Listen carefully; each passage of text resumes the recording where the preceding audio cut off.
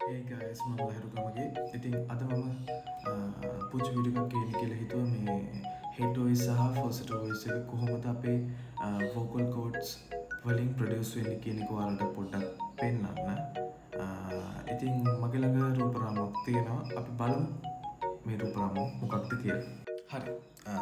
ඔයාලට පේනවා ඇති මේ තියෙන්නේ අපි head voice එක produce වෙද්දී අපේ vocal cords පිහිටන ආකාරය. ඒ වගේම මේ තියෙන අපේ falsetto register එක produce වෙද්දී අපේ vocal cords පිහිටන ආකාරය. ඉතින් මම තව චුට්ටක් ඔයාලට මේක පැහැදිලි කරලා පෙන්නන්නම්. මේ අපේ තියෙන්නේ vocal cords ගොඩාක්ම close වෙලා පිහිටන ෆොටෝ එකක්. මේකත් මේ head voice රෙජිස්ටර් එකේදී අපේ vocal cords position වෙන විදිය.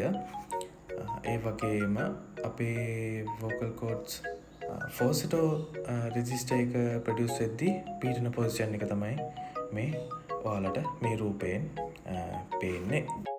ඉතින් මම හිතනවා ඔයාලා යම්කිසි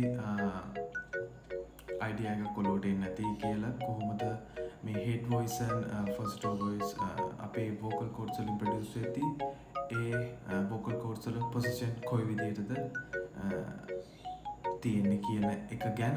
ඉතින් මම හිතනවා ඔයාලා පොඩි දෙයක් ඉගෙන ගන්න නැති කියලා මම මගේ පුංචි ක්ලිප් එක හරහා. ඉතින් ගොඩක් ස්තුතියි වීඩියෝ එක බලන හැමෝටම. ඉතින් අපි තවත් වීඩියෝ එකකින් හම්බෙන්න බලාපොරොත්තු වෙමු. See you guys.